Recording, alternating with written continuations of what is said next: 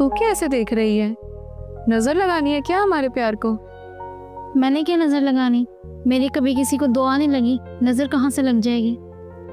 अगर दिल से दुआ करेगी तो जरूर लगेगी।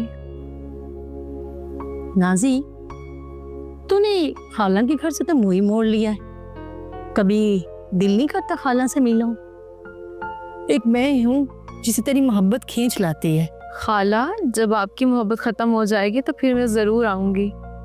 कोई बात नहीं, जब भी तेरा दिल करे ना मुझे मिलने को, मुझे बुला लिया कर, मैं आ जाया करूंगी। नाजिया आपी, इतरा लो जितना इतराना है। आपको तो पता है अम्मी आपके नखरे जरूर उठाएंगी, और एक मैं हूँ जिसे सुबह सवेरे कपड़े धोने पर लगा देती हूँ। वैसे आप तो दोनों की चहेती हो, अम्मी की भी और बाबर भाई की भी।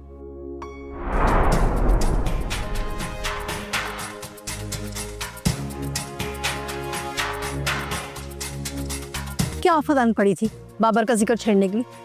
मैं मालूम नहीं है कि नाजी बाबर का जिक्र पसंद नहीं करती सुनना। मेरे बच्चे,